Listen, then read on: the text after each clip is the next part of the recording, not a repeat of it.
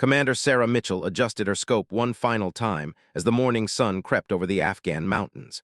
The weight of doubt pressed down on her shoulders heavier than the 50-pound pack she carried during Hell Week 7 years ago.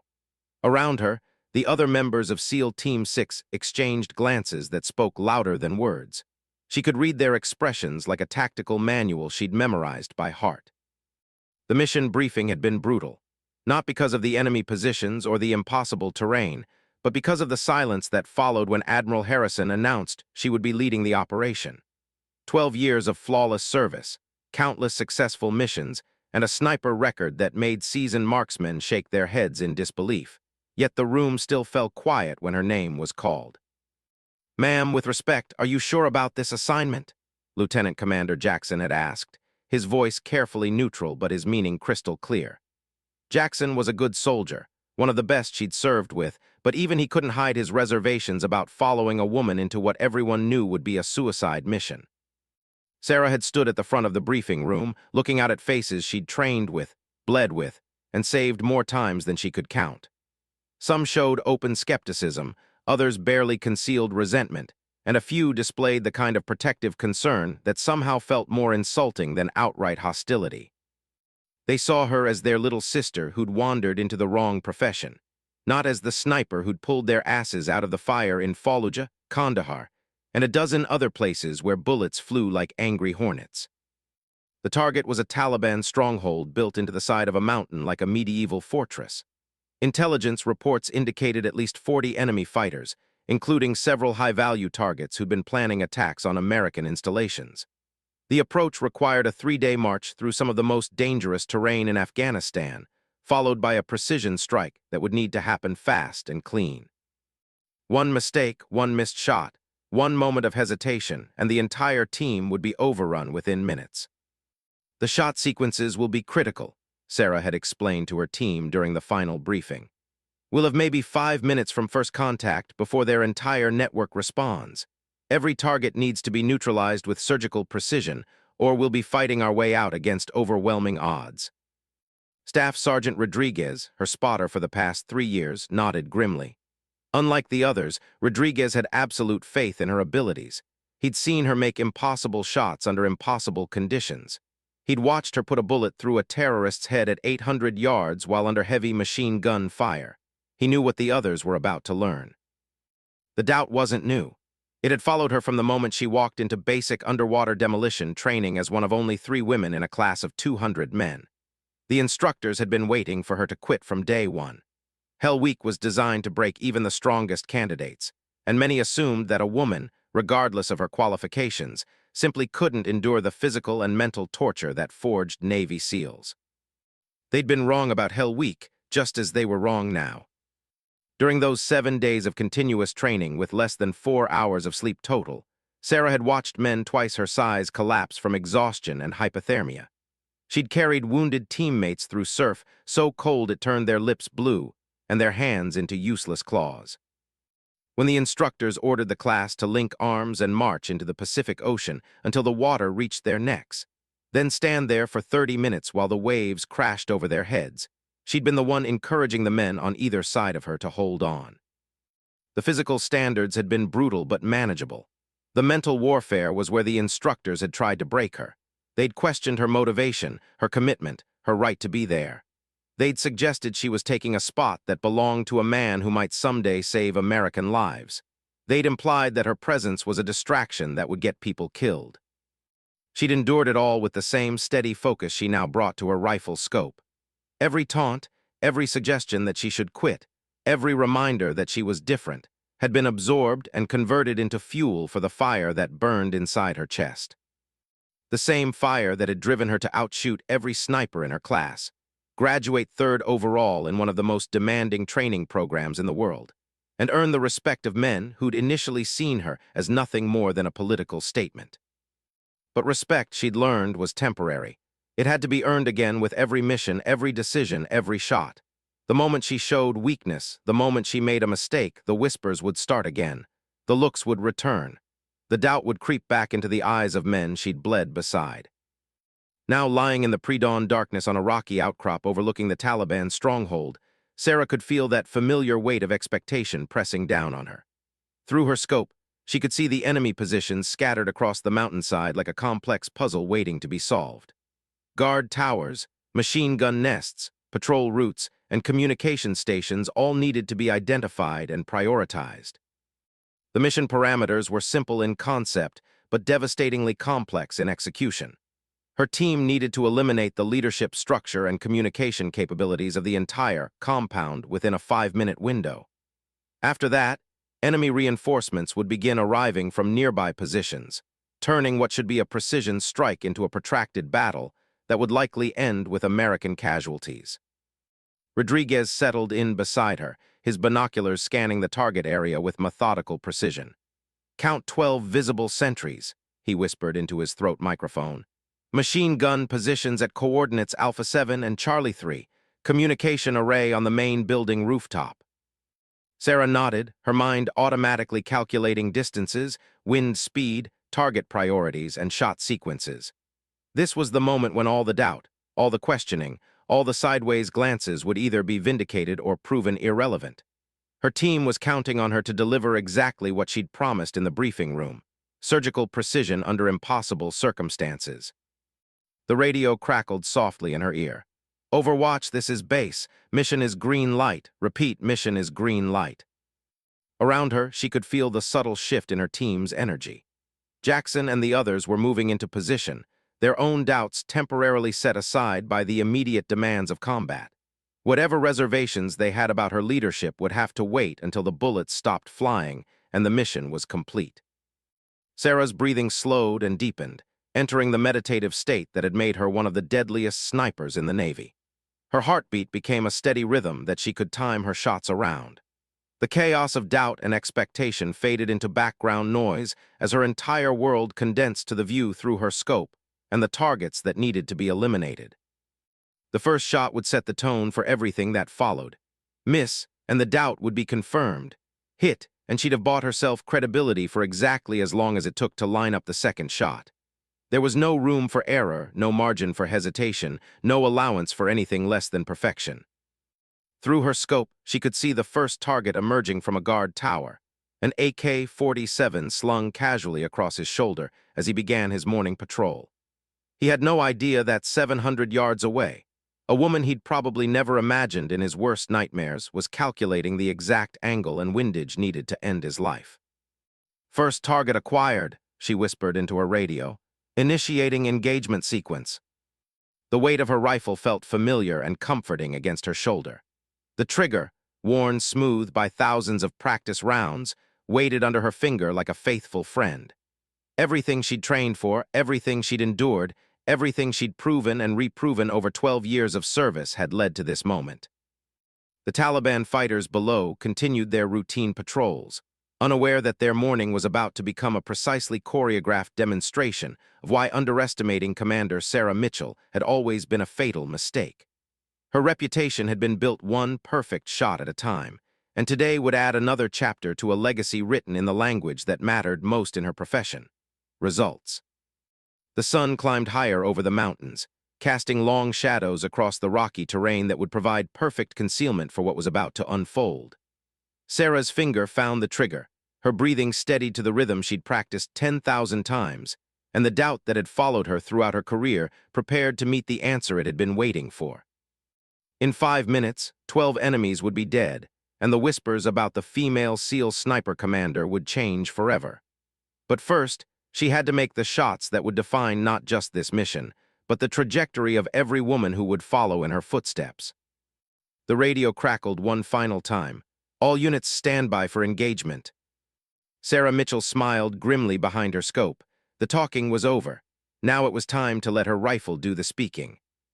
The first shot broke the mountain silence like thunder rolling through a peaceful valley. Sarah's bullet traveled 732 yards in less than a second, finding its target with the precision of a surgeon's scalpel. The Taliban sentry in the Eastern Guard Tower dropped without a sound, his morning patrol ending before it had truly begun. "Target down," Rodriguez confirmed through his binoculars, his voice carrying a note of professional satisfaction. "Clean kill, no movement in surrounding positions." Sarah was already transitioning to her second target before Rodriguez finished speaking. Her rifle moved with fluid precision, tracking toward the communications specialist who just emerged from the main building. The man carried a radio device that could summon reinforcements from 3 different Taliban positions within 15 minutes. Eliminating him wasn't just tactically sound, it was essential for the team's survival. The mathematical precision of sniping had always appealed to Sarah's analytical mind. Wind speed, bullet drop, target movement, atmospheric pressure, and a dozen other variables had to be calculated instantly and adjusted for with microscopic precision. It was a deadly form of physics where the smallest miscalculation could mean the difference between mission success and catastrophic failure. Her second shot took the radio operator center mass as he raised his communication device to his mouth. The bullet's impact spun him around before he collapsed behind a low stone wall, the radio flying from his hands to shatter against the rocky ground. 2 shots, 2 kills, and the enemy's ability to coordinate a rapid response had been severely compromised. "Communication target eliminated," she reported into her throat microphone while already acquiring her third target. "Moving to machine gun nest Alpha 7. The machine gun position posed the greatest immediate threat to her team's escape route. 2 Taliban fighters were manning a Russian-made PKM machine gun that commanded a clear field of fire across the valley floor. If that weapon remained operational when the engagement escalated, it would cut down her team members like wheat before a scythe. Sarah's scope found the machine gunner first, a bearded man in his 30s who was scanning the horizon with the casual alertness of someone who'd been fighting in these mountains for years. His partner was feeding an ammunition belt into the weapon while keeping watch on their assigned sector. Neither man showed any awareness that death was already reaching for them from across the valley. The wind had shifted slightly, requiring a minor adjustment to her scope's windage settings. Sarah made the correction automatically, her muscle memory drawing on thousands of hours of training in conditions ranging from desert heat to Arctic cold. The fundamentals never changed: breathe, aim, squeeze, follow through. Her third shot took the machine gunner in the head, dropping him instantly across his weapon. Before his partner could react, Sarah had cycled her bolt and acquired the second target. The ammunition handler was reaching for his rifle when her fourth shot ended his movement forever. "Machine gun nest Alpha 7 is neutralized," she reported, already shifting toward the next priority target. Through her peripheral vision, Sarah could see her team members moving into their assigned positions. Jackson was leading a fire team toward the compound's eastern entrance, while Staff Sergeant Martinez coordinated the western approach. Their movement was crisp and professional despite the reservations they'd expressed during planning. Whatever doubts they harbored about her leadership, they were too disciplined to let those concerns affect their performance in combat. The fifth target appeared in her scope as a Taliban commander emerged from what intelligence had identified as the compound's command center. He was shouting orders in Pashto while gesturing toward the positions where Sarah's previous targets had fallen. Even from 700 yards away, she could see the confusion and growing alarm on his face as he tried to understand what was happening to his sentries. This shot required more precision than the others. The commander was moving erratically, and his death needed to be visible to the other fighters in the compound. A wounded leader might rally his men. A dead one would create the chaos and panic that would give her team the tactical advantage they needed. Sarah led her target slightly, accounting for his movement pattern while compensating for the increased wind speed that always picked up as the morning sun heated the mountain slopes. Her breathing slowed to the deep, meditative rhythm that had become second nature during countless hours of training. The rifle became an extension of her body, as natural and responsive as her own arm. The shot was perfect. The Taliban commander's head snapped back as the bullet found its mark, and his body crumpled to the rocky ground in a spreading pool of crimson.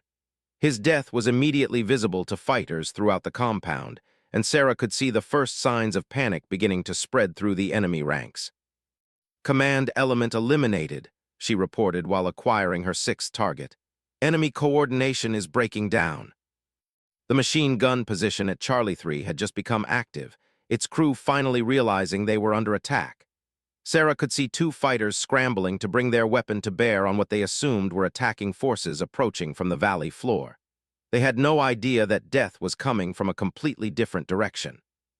Her 6th and 7th shots came in rapid succession, a double tap that eliminated both machine gunners before they could fire a single round. The precision and speed of the engagement was testament to years of training that had pushed her body and mind to their absolute limits. Each shot flowed into the next with the seamless choreography of a perfectly rehearsed dance. Charlie 3 machine gun nest neutralized, she reported. 7 targets down, no enemy return fire. Rodriguez was tracking targets through his binoculars, calling out positions and confirming kills with the mechanical precision of a man who'd done this job in a dozen different countries under every conceivable condition. His faith in Sarah's abilities was absolute, based not on sentiment, but on documented performance under fire. 3 more fighters moving toward the eastern perimeter, he reported. Appears to be a reaction team responding to contact. Sarah's scope found the first of the 3 Taliban fighters as they emerged from a concealed position near the compound's main gate. These weren't sentries or casual guards. They moved with the purposeful aggression of experienced fighters who'd been through this kind of attack before. Their weapons were ready, their formation disciplined, and their movements suggested they understood basic small unit tactics. The 8th shot took the lead fighter in the chest, spinning him around and dropping him behind a low stone wall. His 2 companions immediately took cover, but their positions were exposed to Sarah's elevated angle of fire. From her vantage point 700 yards away, she could see them clearly while remaining completely invisible to their return fire. The 9th shot found the 2nd fighter as he tried to move to a better position. Sarah's bullet caught him between cover points, ending his tactical movement permanently. The 3rd fighter, now alone and clearly panicking, began firing his AK-47 wildly toward the valley floor where he assumed the attack was coming from. His bullets struck rocks and dirt hundreds of yards from Sarah's actual position. Her 10th shot silenced his random fire forever.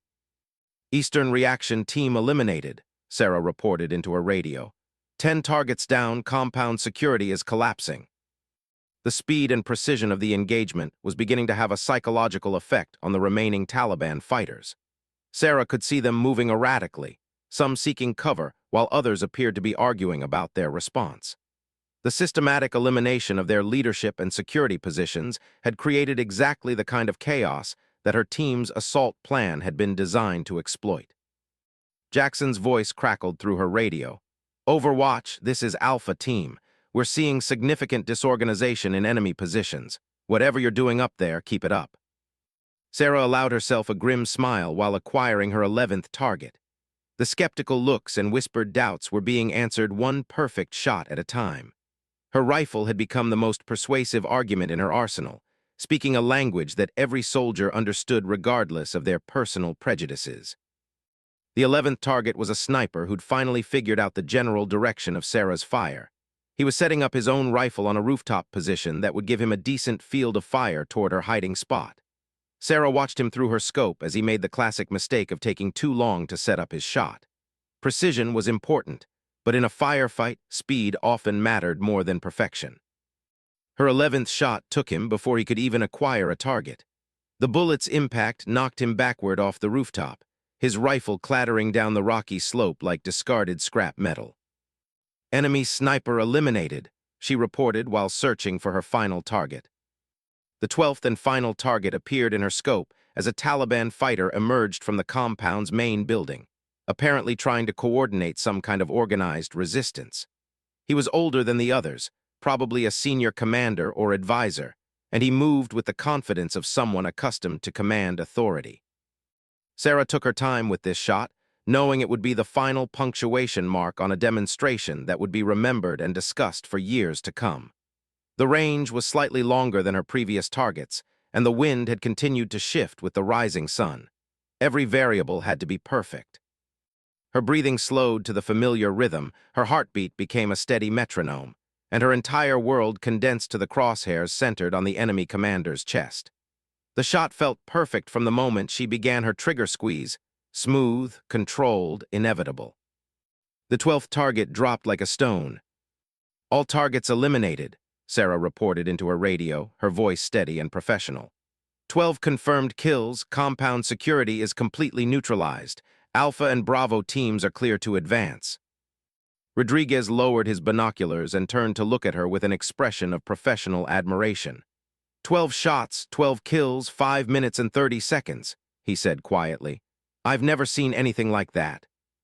Through her radio, Sarah could hear her team members advancing on the now defenseless compound. The doubt and skepticism that had followed her into this mission were being replaced by something far more valuable: proven competence under fire. She had just demonstrated why she wore the trident, why she carried the rifle, and why she led men into impossible situations. The mission was far from over, but the most critical phase had been completed with surgical precision. 12 enemies lay dead, the compound's defenses had collapsed, and her team was advancing against minimal resistance. The female SEAL sniper commander had just provided a master class in precision marksmanship that would be studied and remembered long after this particular battle was forgotten. Sarah Mitchell had let her rifle do the talking, and the conversation was over. The silence that followed Sarah's final shot was deafening in its completeness. Across the Taliban compound, nothing moved except the morning wind stirring dust around the bodies of 12 fallen enemies. Through her scope, she could see her team advancing on the now defenseless position with the fluid precision of a machine that had suddenly found itself operating without resistance. Lieutenant Commander Jackson's voice came through the radio with a tone she'd never heard from him before. Overwatch, Alpha Team is advancing. I don't see any movement in the compound. What the hell did you just do up there? Sarah kept her rifle trained on the compound while scanning for any signs of remaining threats. Neutralized primary targets per mission parameters, she replied with characteristic understatement. Compound security has been eliminated. Advance with caution, but resistance should be minimal. Rodriguez was still staring through his binoculars, methodically checking each position where Sarah had placed her shots. His voice carried a note of professional awe that she'd never heard before. 12 for 12 at ranges from 600 to 800 yards, with multiple moving targets and shifting wind conditions. Boss, I've been spotting for snipers for 15 years, and I've never seen shooting like that. The compound assault unfolded with an efficiency that bordered on anticlimactic. Jackson's Alpha Team reached the eastern perimeter without encountering any organized resistance. The few remaining Taliban fighters who hadn't been eliminated by Sarah's precision fire were either hiding in terror or had fled entirely. What should have been a desperate battle against overwhelming odds had been transformed into little more than a cleanup operation. Staff Sergeant Martinez's voice crackled through the radio as Bravo Team secured the western approaches. Overwatch, we've got 3 fighters attempting to exfiltrate down the back slope, requesting permission to pursue. Negative, Sarah responded immediately. Let them run. We're here for intelligence and high-value targets, not body count. Stick to the mission parameters. It was a decision that demonstrated the tactical maturity that had made her a commander despite the institutional resistance she'd faced. Many soldiers might have been tempted to pursue the fleeing enemies for the satisfaction of a complete victory, but Sarah understood that mission objectives took precedence over personal gratification. They were here to gather intelligence about planned attacks on American installations, not to engage in unnecessary combat. The compound's main building yielded a treasure trove of intelligence materials that would keep analysts busy for months. Jackson's team had secured computers, documents, communication equipment, and detailed maps showing Taliban positions throughout the region. More importantly, they'd captured 2 high-value targets alive, mid-level commanders who would provide crucial information about the terrorist network's structure and future plans. Overwatch, this is Alpha Team, Jackson reported from inside the compound. We've secured the primary objectives. Intelligence Hall looks significant, and we've got 2 live captures for interrogation. Compound is secure. Sarah finally allowed herself to relax the intense focus that had sustained her through the engagement. Her shoulders ached from the tension of maintaining perfect firing position for over an hour, and she could feel the familiar exhaustion that followed the adrenaline crash of combat. But underneath, the physical fatigue was something else. A deep sense of professional satisfaction that came from executing a complex mission with flawless precision. The extraction phase of the operation proceeded with the same efficiency as the assault. Chinook helicopters arrived precisely on schedule, guided to the compound by smoke signals from Jackson's team. The intelligence materials were secured in weatherproof containers, while the captured Taliban commanders were prepared for transport to interrogation facilities. As the helicopter crew loaded the mission's fruits, Sarah found herself approached by several team members who'd been among the most skeptical during the pre-mission briefing. Their body language told a story that their words might not fully express, the subtle shift from polite professional distance to genuine respect. Petty Officer Thompson, who'd been notably quiet during the mission planning sessions, was the first to speak. "Ma'am, I owe you an apology. What you did today. I mean, 12 shots, 12 kills in 5 minutes. I've never seen anything like it. Hell, I've never heard of anything like it." Sarah accepted the comment with a simple nod, understanding that Thompson's words represented more than personal opinion. In the SEAL community, respect was earned through demonstrated competence under fire, and today's performance had provided irrefutable evidence of her capabilities. The skepticism that had followed her throughout her career hadn't been eliminated by a single mission, but it had been significantly reduced by 12 perfectly placed bullets. The helicopter ride back to base provided time for reflection on the broader implications of the day's events. Sarah stared out at the Afghan landscape rolling beneath them, thinking about the dozen men who died that morning and the tactical precision that had made their deaths inevitable. Each shot had been a mathematical equation solved under pressure, but behind each equation was a human life that had been ended with surgical precision. She'd long ago made peace with the moral complexities of her profession. The Taliban fighters she'd killed that morning had been planning attacks on American installations that would have resulted in the deaths of soldiers and innocent civilians. Her rifle had prevented those attacks from happening, saving lives that would never know they'd been preserved by a woman most of their potential killers had probably never imagined. Rodriguez, sitting across from her in the helicopter's cargo bay, leaned forward to make himself heard over the rotor noise. "Boss, I've been thinking about what happened back there. 12 kills in 5 minutes isn't just good shooting, it's historically significant. I mean, that kind of precision under combat conditions. It's going to change some minds about women in special operations." Sarah considered his words carefully. She'd never seen herself as a symbol or a trailblazer, preferring to focus on the immediate demands of mission accomplishment. But she understood that her performance that morning would be discussed and analyzed far beyond the confines of her immediate team. Other women following her path would benefit from the credibility she'd earned with those 12 shots. Back at base, the debriefing session took on an unusual tone. Admiral Harrison, who'd shown visible skepticism when announcing Sarah's mission command, now reviewed her performance with the kind of professional admiration typically reserved for legendary operations. The precision and speed of the target elimination had exceeded even optimistic projections, transforming what should have been a high-casualty assault into a textbook demonstration of surgical precision. "Commander Mitchell," the Admiral said, looking up from his notes, "your performance today was exceptional by any standard. 12 confirmed kills in 5 minutes and 30 seconds, with no friendly casualties and complete mission success. This operation will be studied at advanced sniper schools for years to come." The intelligence gathered from the compound proved even more valuable than initially estimated.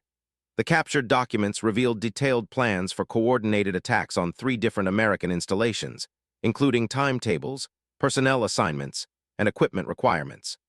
The 2 captured Taliban commanders provided information during interrogation that led to the disruption of an entire terrorist cell network. But perhaps more significantly, the mission had produced something that couldn't be quantified in after-action reports or intelligence summaries, a fundamental shift in how Sarah's colleagues viewed her capabilities. The whispered doubts and sideways glances that had followed her throughout her career hadn't disappeared entirely, but they'd been replaced by something far more valuable: hard-earned professional respect. Staff Sergeant Williams, who'd been openly skeptical during pre-mission briefings, sought her out during the post-mission debriefing. His words were simple but carried enormous weight within the tight-knit SEAL community. "Ma'am, I was wrong. What you did today proves that skill doesn't have anything to do with gender. I'd follow you into any mission anywhere." The impact extended beyond her immediate team. Word of the mission's success spread through the special operations community with the speed of a virus.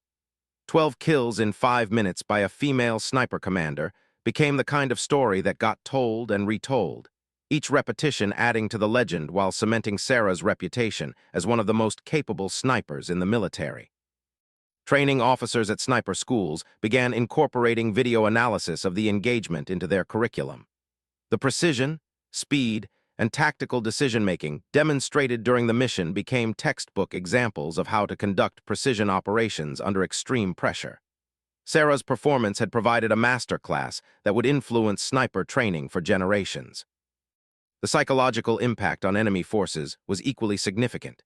Intelligence reports indicated that Taliban commanders were now specifically concerned about female American snipers, having learned through brutal experience that their previous assumptions about women in combat were not just wrong, but potentially fatal. The myth of female weakness in combat had been shattered by the mathematical precision of 12 perfectly placed bullets. Sarah's personal equipment became the subject of intense interest among her peers.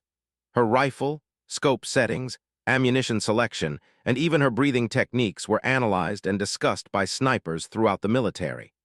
The specific modifications she'd made to her weapon system were studied and adopted by other precision marksmen seeking to replicate her exceptional accuracy. The mission's success also had broader implications for military policy regarding women in combat roles. Sarah's performance provided irrefutable evidence that physical strength, while important, was less critical than mental discipline, technical skill, and tactical intelligence in certain specialized roles. Her 12 kills in 5 minutes had delivered a more persuasive argument for female inclusion in special operations than years of policy debates and congressional hearings. During the weeks following the mission, Sarah found herself invited to speak at military academies, training facilities, and professional development seminars. Her presentation focused not on gender issues but on the technical aspects of precision marksmanship, breath control, target prioritization, environmental compensation, and mental discipline under pressure. The message was clear. Exceptional performance spoke louder than any political argument. The captured intelligence from the mission continued to yield results months later. The disrupted attack plans had saved dozens of American lives, while the intelligence network mapped from captured documents led to the identification and elimination of terrorist cells across 3 countries. Sarah's 12 shots had created a cascade of tactical victories that far exceeded the immediate mission objectives.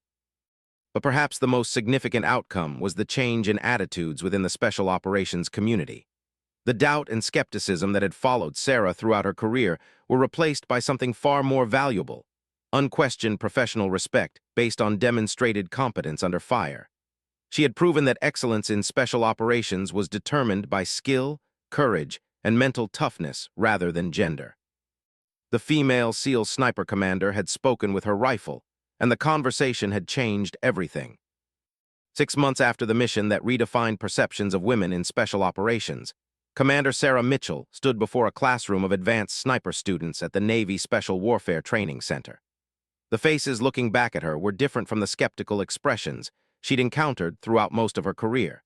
These students regarded her with the kind of intense focus typically reserved for legendary instructors whose lessons could mean the difference between life and death in combat.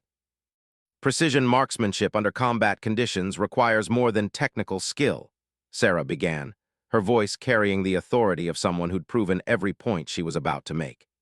It demands mental discipline that transforms stress into focus, uncertainty into calculated decision-making, and doubt into unwavering confidence in your abilities. The classroom was silent, except for the sound of pens scratching on paper as students took notes on every word. Among the 43 students were 7 women, a number that represented a dramatic increase from the typically all-male composition of previous classes. Sarah's mission success had opened doors that institutional policy had struggled to unlock for decades.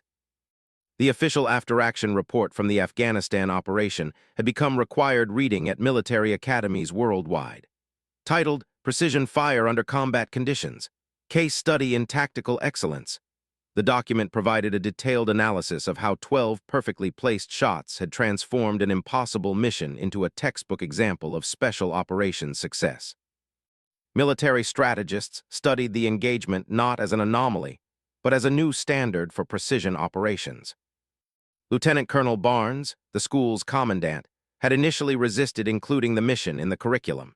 His concerns weren't about Sarah's performance, that was beyond question, but about the political implications of highlighting a female soldier's achievements. Those concerns had evaporated when student feedback consistently rated her instruction as the most valuable component of their training program. The mathematical principles remain constant regardless of stress levels, Sarah continued, moving to a whiteboard covered with trajectory calculations and wind compensation formulas. Range, wind speed, atmospheric pressure, target movement. These variables don't change because bullets are flying in your direction. Your ability to process these calculations under pressure determines whether you succeed or become another casualty statistic. During the break between sessions, Sarah was approached by Captain Jennifer Walsh, one of the female students who'd been inspired to pursue sniper training after hearing about the Afghanistan mission. Captain Walsh's background included 3 combat deployments as an infantry officer, but she'd never considered special operations until Sarah's success had demonstrated the possibilities. "Ma'am, I wanted to thank you for proving that women belong in this field," Captain Walsh said quietly. "Your mission showed that excellence isn't determined by physical strength but by mental discipline and technical skill. You've opened doors for all of us." Sarah accepted the gratitude with mixed emotions. While she appreciated the recognition, she'd always preferred to be judged on performance rather than symbolism. The attention her mission had generated was sometimes overwhelming, but she understood its importance for other women seeking similar opportunities. The broader military establishment had responded to Sarah's success with a series of policy reviews and training modifications that reflected changing attitudes toward women in combat roles. General Morrison, the Special Operations Command's senior leadership, had commissioned a comprehensive study of physical and mental requirements for various special operations positions, using Sarah's performance as a benchmark for evaluating traditional gender-based restrictions. The study's conclusions had surprised many senior officers who'd assumed that physical strength was the primary determinant of special operations success. The analysis revealed that positions requiring technical skill, mental discipline, and tactical intelligence, including sniper operations, intelligence analysis, and communication coordination, showed no correlation between gender and performance outcomes. These findings had led to the gradual elimination of gender-based restrictions for numerous special operations positions. Sarah's 12 shots had provided the empirical evidence that policymakers needed to justify changes that fairness arguments alone hadn't achieved. Her rifle had spoken more persuasively than years of congressional testimony and academic studies. The training center had implemented several modifications based on lessons learned from Sarah's mission. New courses focused on stress management techniques that helped snipers maintain precision under extreme pressure. The mathematics of long-range shooting were now taught alongside psychological conditioning methods that enabled students to perform complex calculations while under enemy fire. Advanced simulation systems allowed students to practice the kind of rapid target acquisition and engagement that Sarah had demonstrated in Afghanistan. The 12-shot sequence had been recreated in virtual reality, providing students with opportunities to experience the pressure and decision-making demands of eliminating multiple targets within compressed time frames. International military delegations had begun visiting the training center specifically to study Sarah's techniques and training methods. Representatives from allied nations, special operations units sought to understand how American sniper training had produced such exceptional performance under combat conditions. Sarah found herself teaching not just American students, but foreign officers whose governments wanted to replicate her success. The psychological impact of her mission extended far beyond military circles. Intelligence reports indicated that enemy forces had modified their tactics in response to demonstrated American sniper capabilities. Taliban and other terrorist organizations had begun implementing countermeasures specifically designed to defend against precision marksman attacks, acknowledging through their actions the effectiveness of Sarah's type of operation. Enemy training manuals captured during subsequent missions included specific sections on defending against female American snipers, a development that would have been unimaginable before Sarah's demonstration of lethality. The psychological warfare value of this fear couldn't be quantified, but it represented a tactical advantage that extended far beyond any single engagement. Sarah's equipment modifications had been incorporated into standard sniper kit configurations after extensive testing confirmed their effectiveness. Her scope settings, ammunition selection, and weapon modifications became templates that other snipers could adapt to their own requirements. The precision gear industry had developed new products specifically based on her innovations. The mission's intelligence value continued to generate results almost daily. Information gathered from the Taliban compound had led to the disruption of terrorist networks across multiple countries, prevention of planned attacks on civilian targets, and the capture of high-value individuals who provided additional intelligence about enemy operations. Sarah's 12 shots had created a cascade of tactical victories that continued expanding months after the trigger was pulled. Media coverage of the mission had been carefully managed by military public affairs specialists who understood the delicate balance between recognizing exceptional performance and maintaining operational security. Sarah had declined most interview requests, preferring to let her performance speak for itself rather than becoming a political symbol or media personality. However, she had agreed to participate in one carefully controlled documentary about women in special operations, understanding that visibility could inspire other women to pursue similar careers. The documentary, titled Precision Under Pressure, had become required viewing at military recruiting stations and had generated a significant increase in applications from qualified female candidates. The film focused on the technical aspects of Sarah's mission rather than gender politics, emphasizing the mathematical precision, tactical intelligence, and mental discipline required for special operations success. The message was clear. Exceptional performance was determined by skill and preparation rather than traditional assumptions about physical capabilities. Congressional hearings on women in combat had referenced Sarah's mission as evidence supporting expanded opportunities for female service members. Her after-action report had been classified, but sanitized versions were provided to policymakers who used the mission as justification for eliminating remaining gender-based restrictions on combat roles.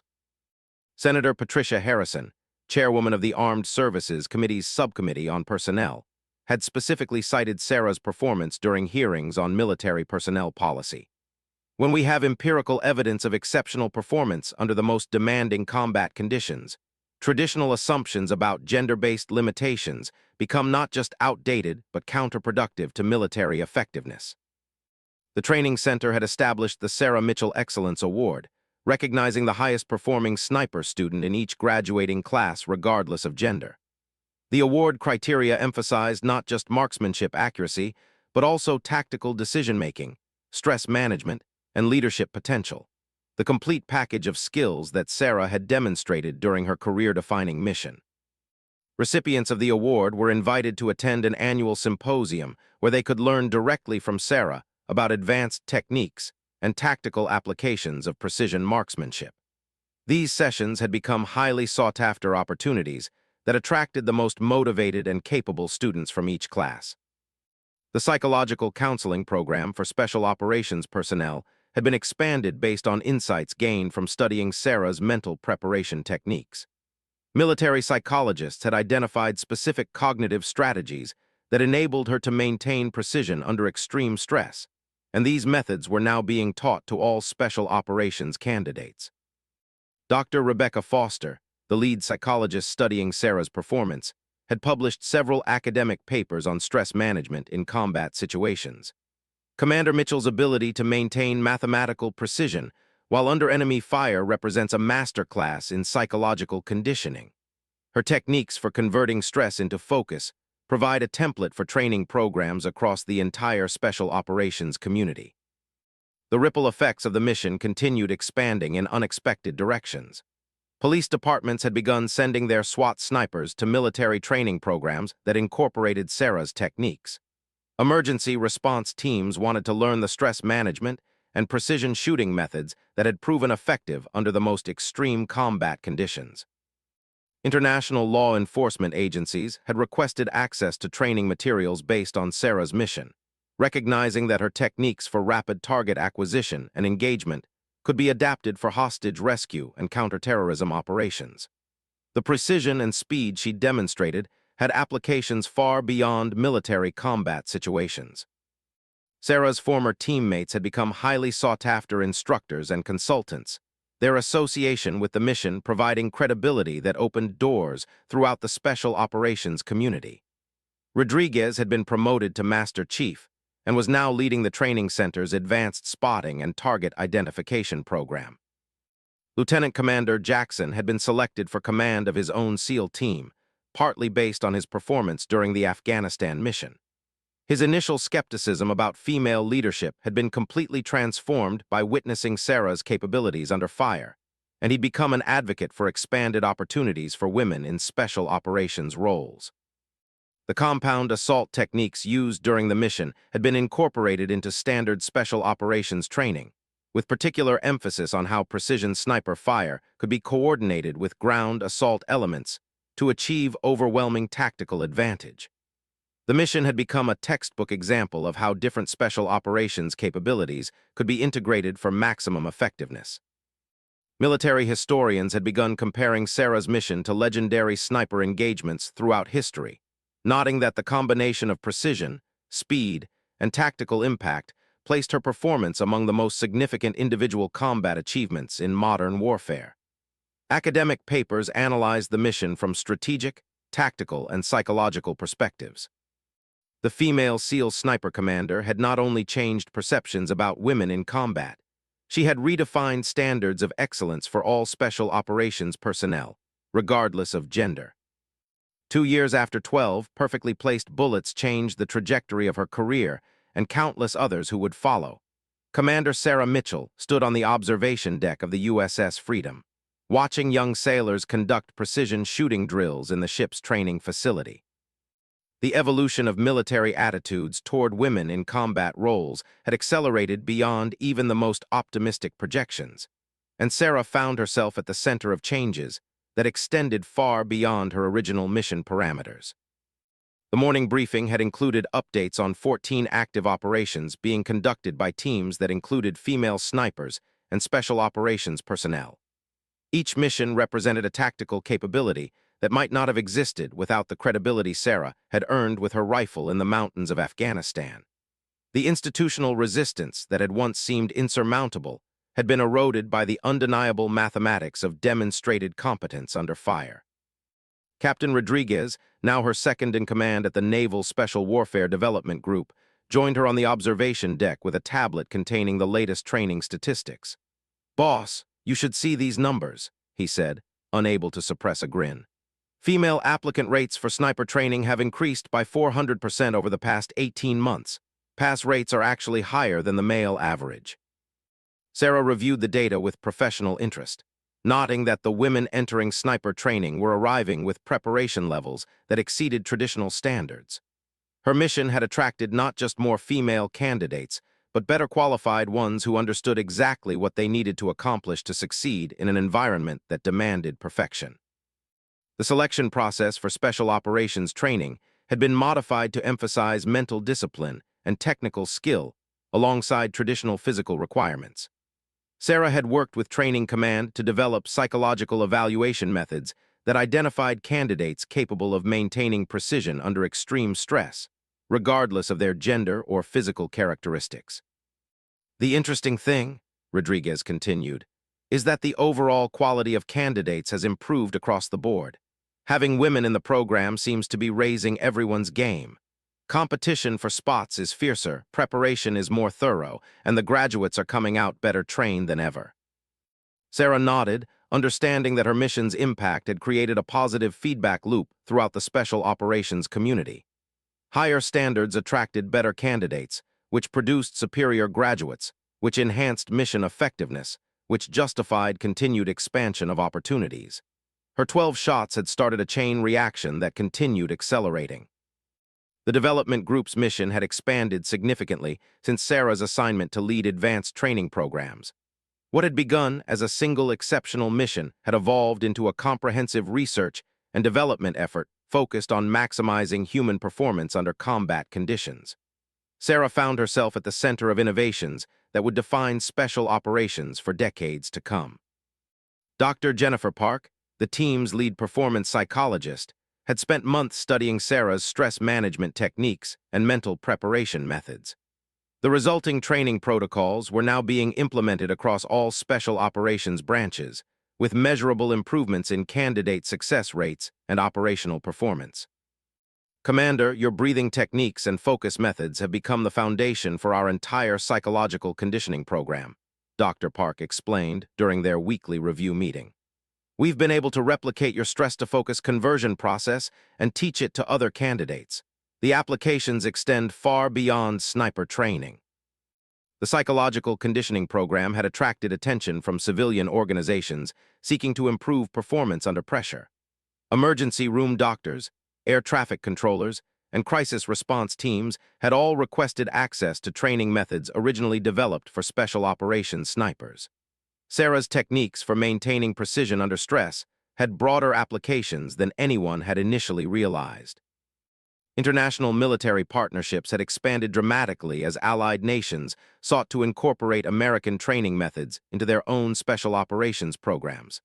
Sarah had traveled to 12 different countries over the past year, conducting training sessions and sharing techniques with foreign special forces units. Her mission had become a diplomatic tool that strengthened military cooperation worldwide. The British Special Air Service had invited her to conduct a 3-week training program for their sniper instructors, recognizing that her methods represented a significant advancement in precision marksmanship training. Similar invitations had come from the German GSG-9, French GIGN, and Australian SAS units, all seeking to understand how American training had produced such exceptional results. What impressed our instructors most, noted Colonel Williams of the British SAS, wasn't just the technical precision but the psychological discipline that enabled such performance under pressure. Commander Mitchell's methods represent a quantum leap in how we approach stress management in combat situations. The tactical implications of Sarah's mission continued generating new operational concepts and strategic applications. Military planners had begun developing mission profiles specifically designed around precision sniper capabilities, understanding that properly employed marksmen could achieve tactical objectives that would otherwise require significantly larger forces.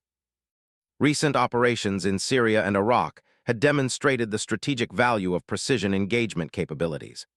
Small teams of highly trained snipers were achieving mission objectives that would previously have required company-sized units, reducing both military risk and collateral damage while increasing operational effectiveness. Sarah's promotion to the newly created position of Director of Precision Operations Training reflected the military's recognition that her expertise represented a strategic asset that needed to be institutionalized and expanded. Her responsibilities included developing training standards, evaluating new technologies, and ensuring that lessons learned from her mission were integrated into all relevant training programs. The position allowed her to influence military development far beyond sniper training. Sarah had been instrumental in developing new selection criteria for special operations candidates, establishing performance standards that emphasized mental discipline and technical skill over traditional physical metrics. The changes had improved both recruitment and retention rates while enhancing operational effectiveness. Advanced simulation technology had been developed specifically to replicate the stress and complexity of Sarah's 12-shot engagement. Students could now experience virtual reality scenarios that challenged their ability to maintain precision while processing multiple variables under extreme time pressure. The simulations had become centerpiece exercises in advanced sniper training programs. The technology extended beyond military applications. Medical schools were adapting the simulation systems to train surgeons in maintaining precision during emergency procedures, while commercial aviation programs used modified versions to train pilots in crisis decision-making. Sarah's combat techniques were improving performance in civilian professions that required precision under pressure. Corporate leadership development programs had begun incorporating military stress management techniques into executive training curricula. Fortune 500 companies recognized that methods for maintaining performance under combat conditions could improve business decision-making during crisis situations. Sarah had been invited to speak at several corporate leadership conferences about translating military precision into business excellence. The publishing industry had taken notice of the broader implications of Sarah's story. 3 different publishers had approached her about writing a memoir, while military historians were incorporating her mission into comprehensive studies of women in combat roles. Sarah had declined most of these opportunities, preferring to focus on active training and development rather than retrospective analysis. However, she had agreed to collaborate on a technical manual titled Precision Under Pressure, Advanced Marksmanship for Special Operations.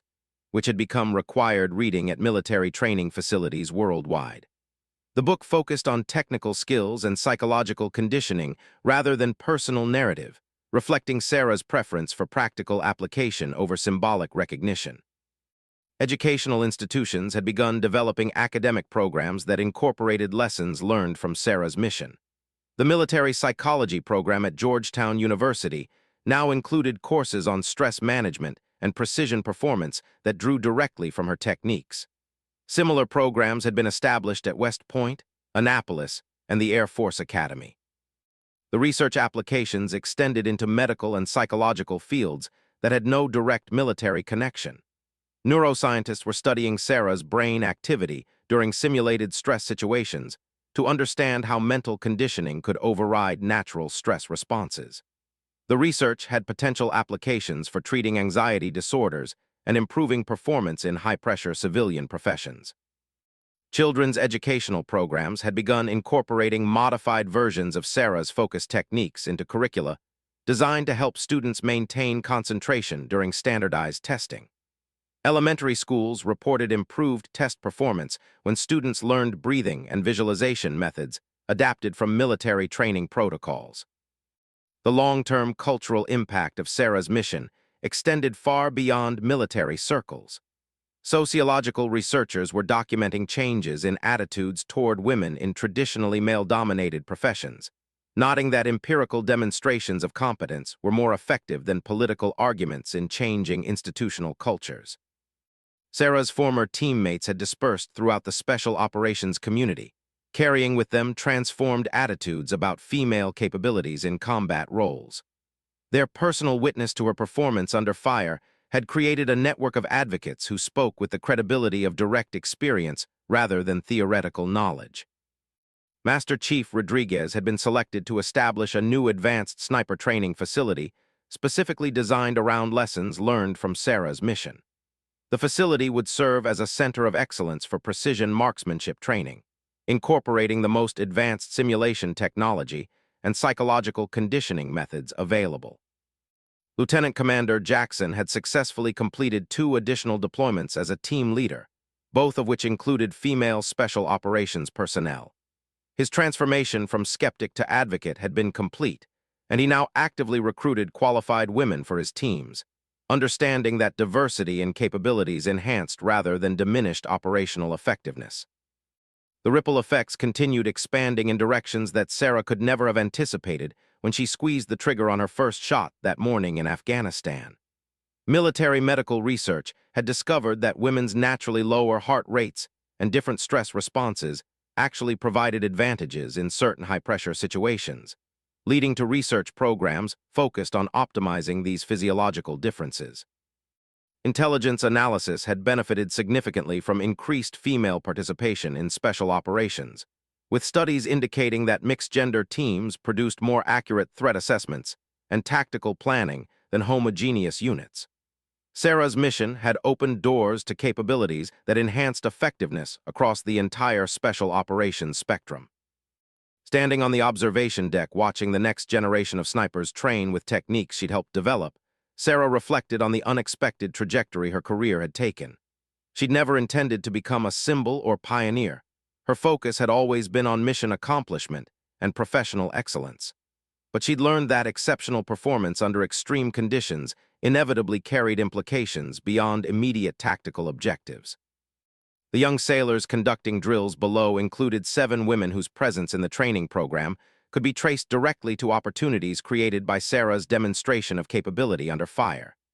Each represented potential that might never have been realized without empirical proof that excellence in special operations was determined by skill, courage, and mental discipline, rather than traditional assumptions about gender limitations.